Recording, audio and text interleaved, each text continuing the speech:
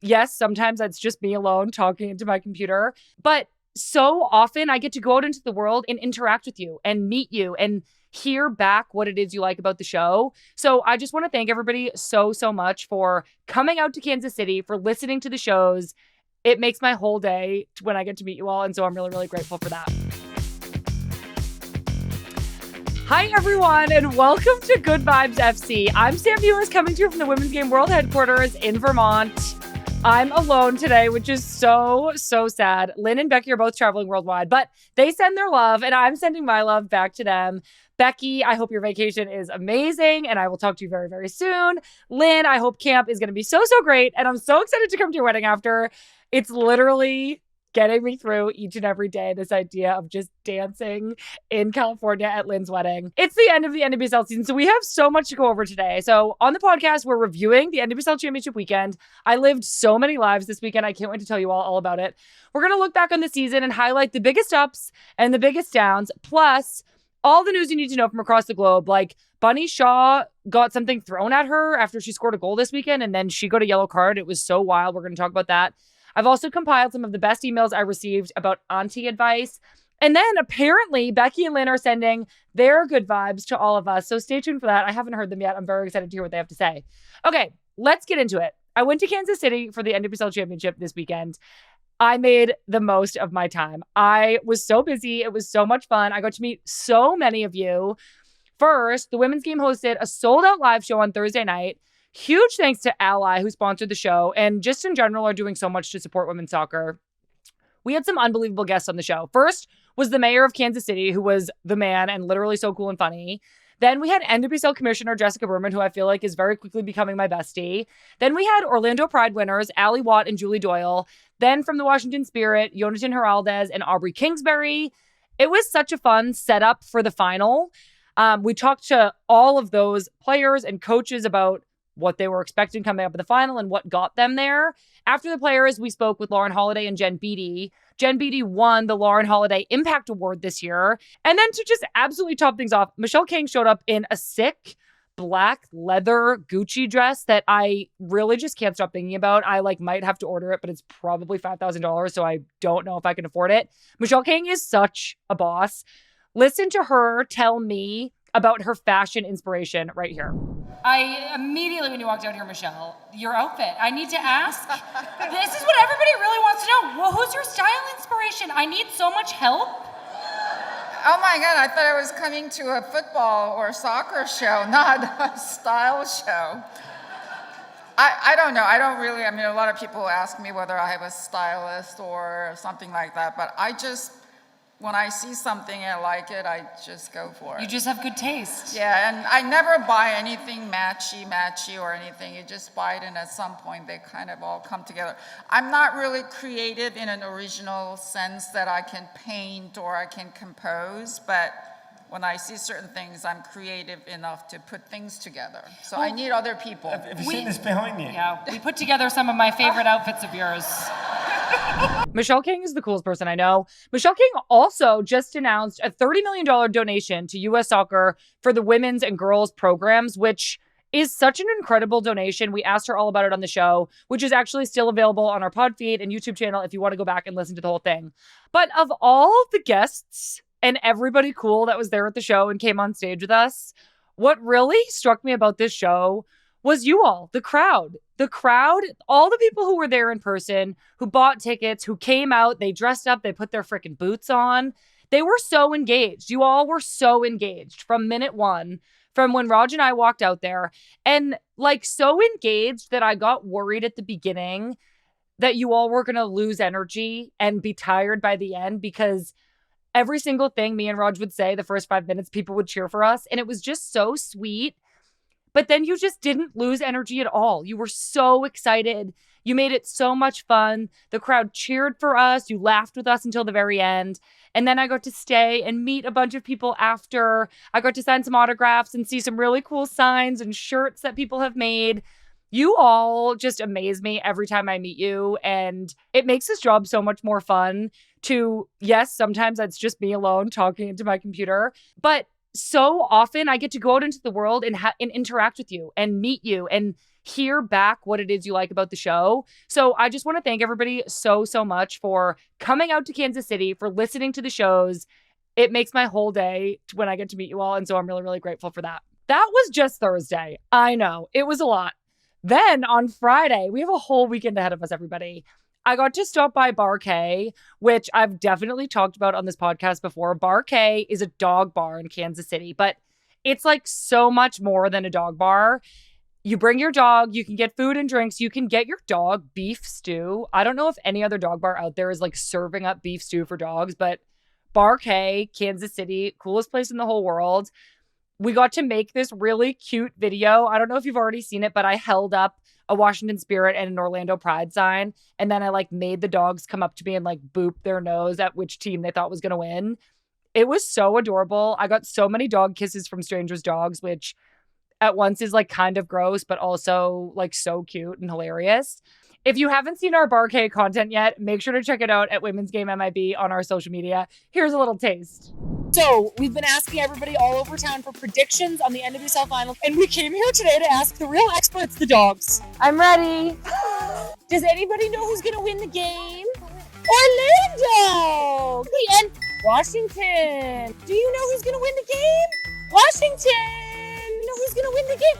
Orlando. Who do you think is going to win? And did you already vote? But your dad really likes Washington. Do you have a vote? I don't think Lily likes soccer very much. I stepped in poop. The one pair of shoes I brought this weekend. Oh, it's not good. Have we voted yet? Orlando, you big Marta fan. I know that you are. This was also crazy. Time out, everybody. I packed a carry-on for 3 days full of events, which was such a crazy move. So naturally, I only had this one pair of sneakers with me, and I had to clean the dog poop off and keep wearing them all weekend. It was a wild move, but more on that another time.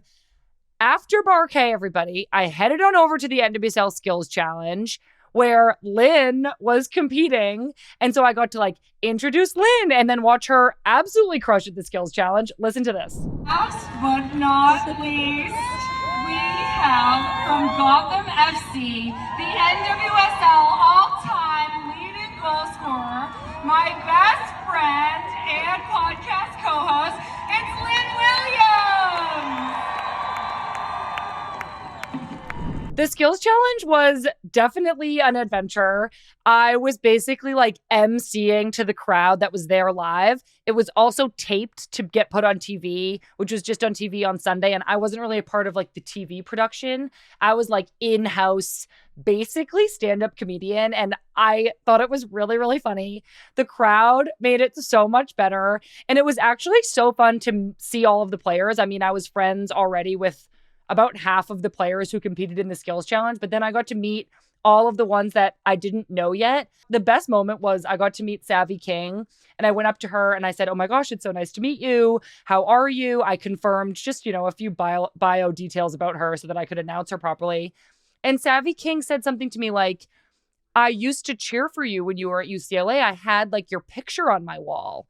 And I was so blown away by that because that's a line that I have said so many times to women on the national team that I have admired throughout my life and childhood. And then I DM'd Savvy King on Instagram to say, "So cute to meet you. Like, it was so fun. Like, wish you luck and everything."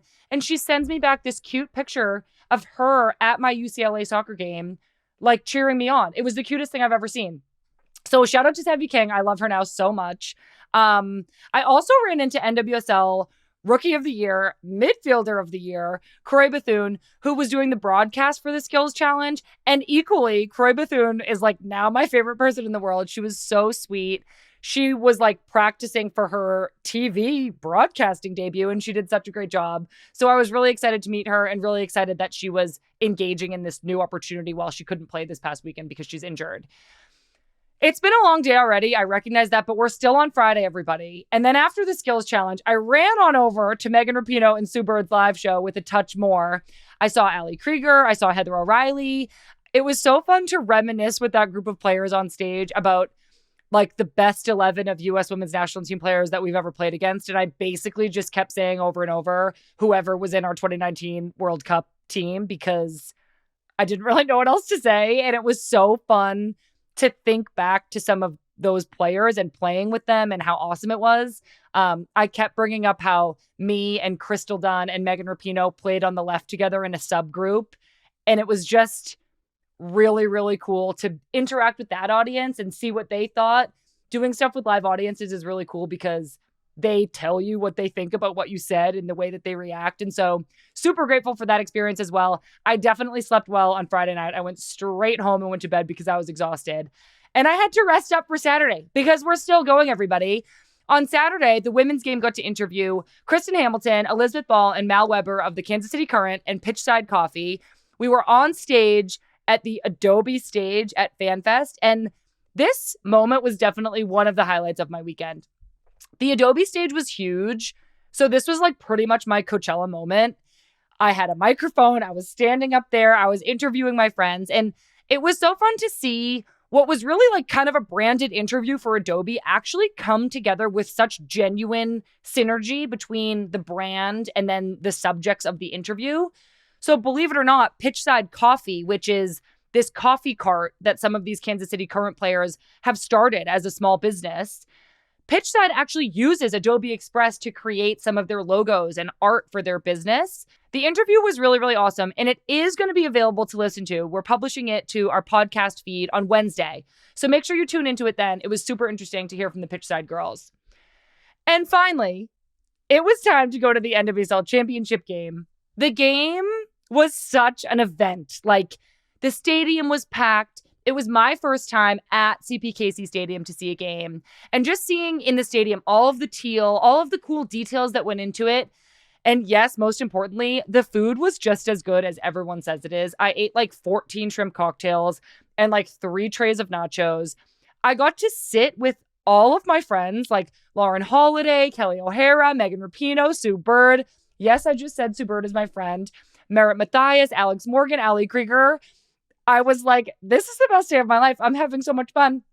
We had such a blast. There was a group of us trying, like there was a dance cam going around the stadium and there was a group of us dancing and we tried for so long to get on the dance cam, but somehow they didn't put us up there and I was so devastated. But I guess they were just like, I don't know, prioritizing the children or something. I couldn't really understand it. Getting to sit with all of those people and watch the game with them, like we were arguing about tactics. We were like, talking about what the teams should be doing. We were talking about who's had the best season. It was so interesting and so fun. Multiple times, all of us were like, we should be recording this. This is like definitely a podcast episode, or maybe it's like a documentary. I don't really know if that's too meta to make a documentary about old players watching current players play in a game. But it was really, really fun to kind of recognize like I'm part of that like older generation that's done or almost done playing. And we're watching the next generation take over and like showcase what they have to the league and to the world. And it was great. I had such a great experience. I had a couple glasses of wine, which I feel like I deserved after the weekend that I'd had. So super exciting. But let's get into the actual game. Huge congratulations to Orlando, first of all. It did feel to me that Washington had the upper hand just a little bit for like most of the game. But in what would ultimately be the deciding goal, Angelina on Orlando received the ball from her goalkeeper, Anna Morehouse. She turned, she pushed off Lacey Santos, who was trying to defend her. She played a long ball down the field. Barbara Banda ran onto it. She cut inside to her left foot. She beat Esme Morgan, the Washington Spirit defender, and Barbara Banda slotted it home near post, right past Aubrey Kingsbury. Huge goal by Barbara Banda. There was a really big reaction from the crowd, from the Washington Spirit bench, and on social media after the game, after everybody saw this goal, because Angelina did push off Lacey Santos. There was a VAR check to see if there was a foul, and apparently the way it was ruled, and again, I was at the game, so I wasn't seeing what everybody was seeing on TV, but that there was no clear and obvious infraction. So I wanted to take a minute and acknowledge this. Here are some fan reactions to this moment where Angelina pushed Lacey Santos. Leanne Sanderson, former Arsenal and England great, on Twitter said, taking nothing away from the incredible Barbara Banda, but for me, that's a foul on Lacey Santos in the build-up all day long. Should have been called. Eric Brown on Instagram said, so nice to know two-hand shoves aren't fouls now, with a clown face. And then M. Joy Perry on Instagram said, I wanted the Pride to win and was hoping for a Banda goal, but the amount of missed calls that crucially impacted the game kind of ruined it. Okay. It's going to bring us to our Olipop gut check of the week. I'm going to take a long drink because I need to before engaging with this one. Our Olipop gut check of the week is, was that a foul? Oh, I haven't had tropical punch before. It's actually delicious. All right. Here's what I'll say. Yes, Angelina pushes off Santos. Her arms are extended out. It certainly could have been called a foul. My understanding is that VAR didn't call this back because fouls like this are subjective. Each call isn't made in a vacuum. The ref has so much more going on. The ref has been engaging with both teams throughout the game. What kinds of calls are being let go? Multiple times, the former players around me said something like, she's letting the girls play. And I think to me that indicates that things were getting let go this game. That was kind of the vibe of the game. The ref is also, like I said, not making calls in a vacuum. If she's been giving previous calls one way, maybe she is being influenced by other decisions, by players talking to her, by coaches yelling at her, by the crowd. There's a lot to go on. That said, the ref is responsible to call fouls. Unfortunately for DC, sometimes soccer just is this way. Sometimes you don't get every call. It sucks that they scored on this. It really does. It's like so unfortunate. Some will say it's unfair. We really can't take anything away from Barbara Banda's finish. She ran onto the ball. She cut her defender. She found the goal. That had nothing to do with the foul. But it does sound like this was part of a larger pattern of the Spirit questioning the refereeing. Trinity Rodman herself said, I think she, meaning the ref, was a lot more receptive to hearing the Orlando Pride talk than us. A ref's going to do what they're going to do, but I don't think she was as open to hearing what we had to say. So look, DC played hard. They seemed more on the front foot to me. They outshot Orlando 26-9. DC had 58% possession and almost 100 more passes. There were also 16 fouls called on Orlando and only 11 called on DC. So the ref was calling fouls against Orlando. She just didn't call this one. I think it's also worth highlighting the other big moment at the very end of the game that could have been called for a penalty against Summer Yates on Kouassi in the box. I think it sucks to feel like the ref influenced the game, but this happens sometimes. Like, my dad used to tell me this all the time when I was little. The ref is part of the game. The ref is necessary to the game. You can't remove the ref from soccer. And so for better or for worse, you have to accept what happens. Spending so much time talking about this almost feels like I'm taking something away from Orlando, and I don't want to at all. Orlando had a historic season. They did what they needed to do this game. Barbara Banda scored an incredible goal. They deserve to win this championship. Orlando end up holding on for the rest of the game, and they become the first Shield/championship winners since we did it with the Courage in 2019. Barbara Banda got named MVP, and hugely, Seb Hines, the Orlando Pride head coach, is the first Black championship winning coach in NWSL history. He also won Coach of the Year. And Seb Hines is such an amazing story. He's 36 years old. He entered the club at a time of chaos when Orlando was doing poorly. He stepped in despite never having been a head coach. He kind of calmed down the team. He kind of gained everybody's respect and gave this guidance to Orlando that they really needed. And after just 3 seasons, led a club with only 1 playoff appearance in 7 years to a Shield and a championship winning season. Such an extraordinary accomplishment for Seb Hines and the Orlando Pride.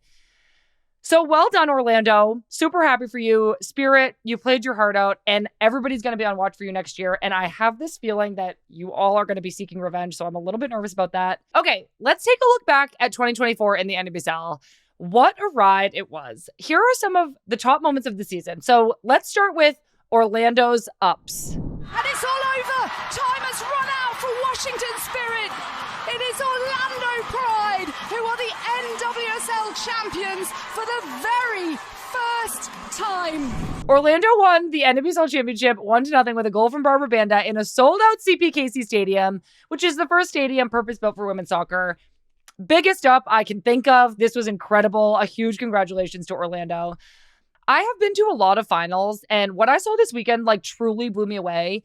Just fan fest that was going on outside the stadium before the game. all of these NWSL brand partners came out and had activations out there, like big tents with like activities to do and players signing autographs. And as I mentioned before, a huge Coachella stage that Adobe put on that like created entertainment. Tori Kelly performed. Like, just the idea that the NWSL, that its brand partners, that its fans wanted to turn this weekend into like a true professional sporting event weekend is such an incredible sign of how far the league has come. And so championship weekend gets a huge 2 thumbs up from me. This was so cool, and I was so happy to be a part of it. And I know I just said it before, but I'm back to Orlando. Orlando is touching up. Orlando Pride conceded only 20 goals all season. They went on a 23-game unbeaten streak. So congratulations again, Orlando. Amazing job. All right, elsewhere, Temwa Shuinga wins league MVP and the Golden Boot with 21 goals in the regular season, everybody. 21 goals. We looked this up. I scored 21 goals my entire NWSL career. We should play crickets right now because it's just like so sick and cool and funny that Temwa Shuinga scored 21 goals in one season. This was her first season in the league. She has set a new standard for what being a good striker in the NWSL means. I cannot wait to see what she does next year. It's going to be absurd. Croy Bethune tied Tobin Heath's all-time single-season assist record with 10 assists. She became Rookie of the Year and Midfielder of the Year, all from playing in only 17 of 26 games. This is also unheard of for a rookie to come in and have this kind of influence, this kind of impact, especially considering that she got injured and couldn't play that second half of the season. Croy Bethune is a force to be reckoned with, someone to watch out for, someone who's going to be very good, not only in this league, but for the national team for years to come. Bay FC made it to playoffs in their inaugural season after acquiring center back Abby Dahlkemper mid-season, who made a huge difference for their squad. Huge congratulations to Bay FC. I know you guys came in 8th. I know you lost your first round of playoffs, but it was your first season. This is a huge up, and watching Bay FC succeed this year, even though there were ups and downs, it was really, really incredible and sets a great standard for new teams in this league. And Kristen Press returned from a 781-day injury. Listen to this. Fans making some noise for Kristen Press, and welcome back to NWSL regular season action for the first time since 2022. I think that this was like joy felt around the world. Watching Kristen Press go through that injury and then come back, and then watching her score a goal just a few weeks later. I think everybody in the world was so happy about this, and we truly are so lucky to have her back on the field. All right. It's tough to go from all of those incredible ups to the downs, but somebody's got to do it. First, Houston struggled. They only had 5 wins. They had 16 losses. There was some coaching confusion. There was some player discontent. And as a former player, it was hard to watch Houston go through such a tough season. So my hope for the players is that the club puts a little more focus into making their experience better and making this team more competitive for 2025. Another tough thing to watch was Angel City's points deduction that resulted in them missing playoffs. This was a really tough one as well to see happen. Another one that was tough to watch was Angel City's points deduction, which partly contributed to them missing playoffs.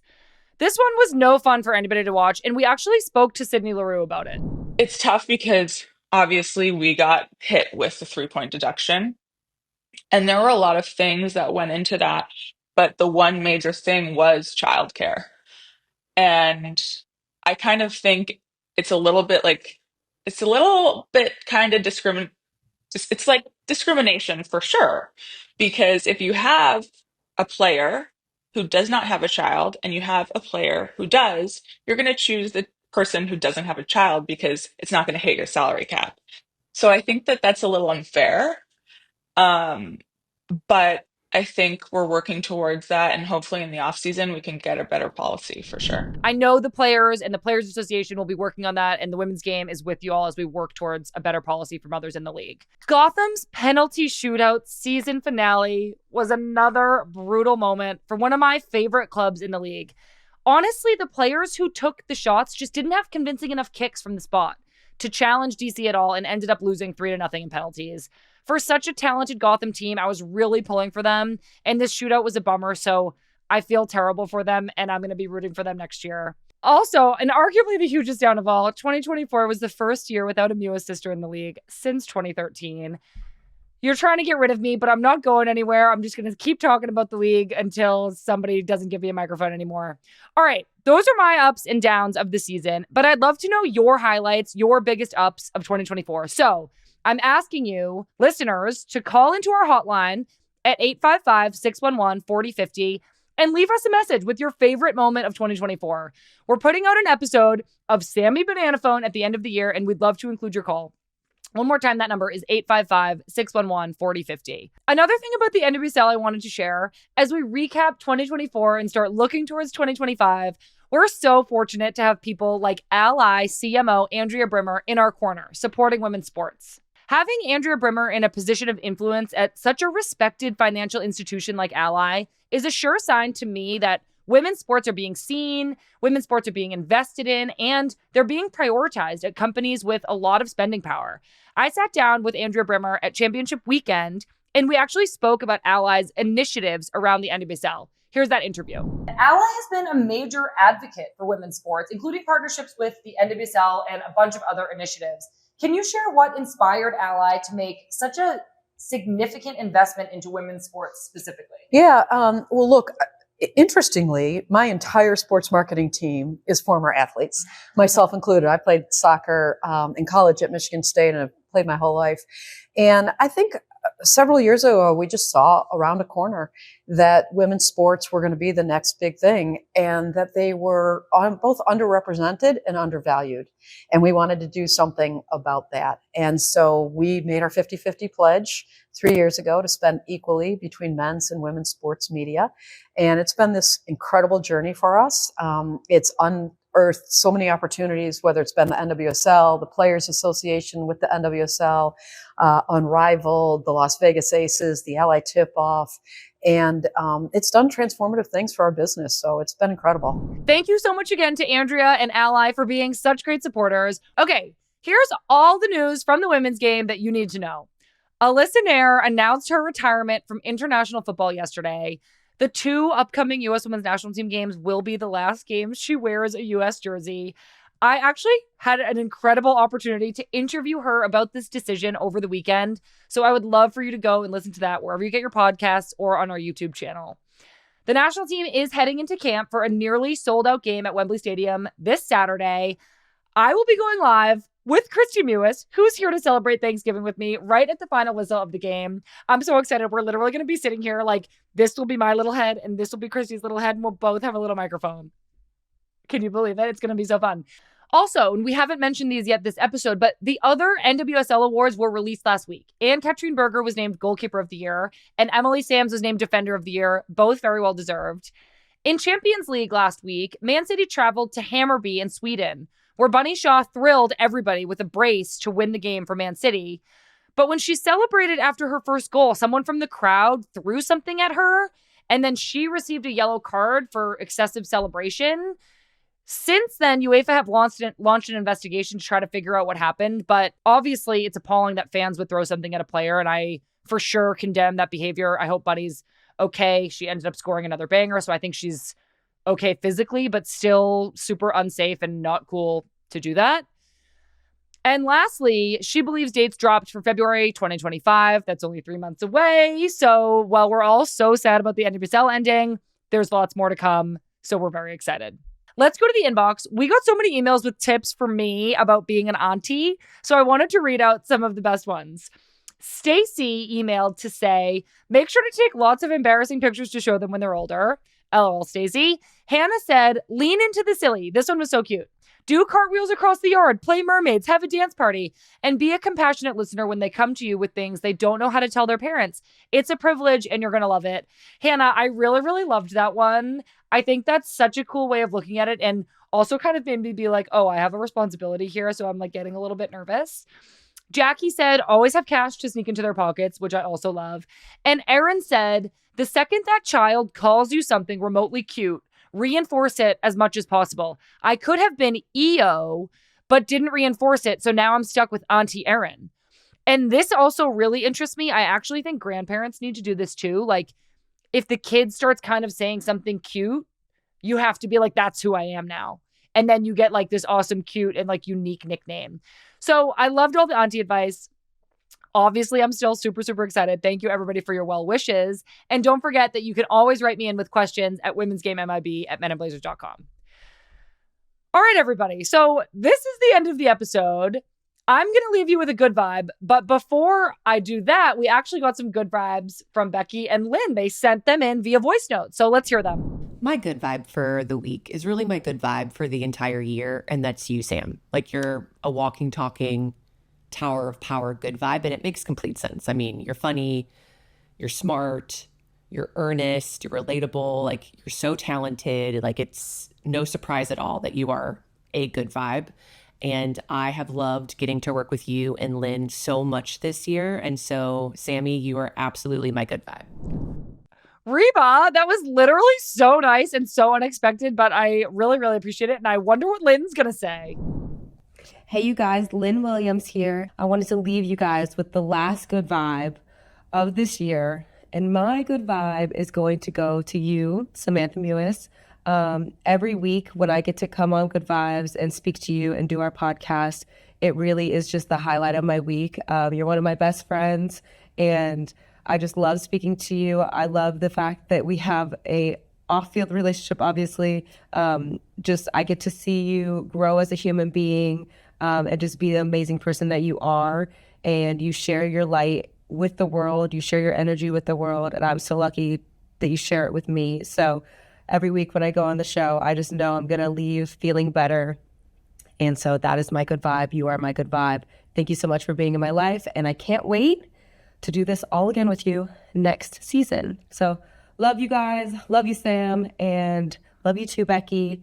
And I'll see you guys very, very soon.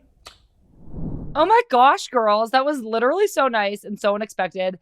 And you know what? Funnily enough, my good vibe is Becky and Lynn. I freaking love them both so much. I think that, I know I've said this before, but retiring from soccer was obviously really hard. And one of my biggest fears was that I was never going to get that sense of like being in a locker room and being on a team and having those kind of regular built-in touch points with my friends. And doing this podcast has given me that and more. I feel like the community that we've created around this podcast, yes, me, Becky, and Lynn, and our incredible producers and team that helps us make this, that's really, really special and honestly really like sacred to me. I love what we do. But even bigger than that, it's the listeners and the audience, people who comment on our Instagram and write us emails and call into our hotline. Like, we've created this really incredible community that not only is engaged with what we do, but can hold us accountable, can weigh in on the things that matter. You all have made this such an incredible transition from one chapter of my life into the next. And I'm so grateful for everybody who listens to this podcast. I'm so grateful for Becky and Lynn for doing this with me. And so that's the good vibe. That's what I'll leave everybody with for 2024. That's it for this week's episode of Good Vibes. As I always say, I really hope you're subscribed.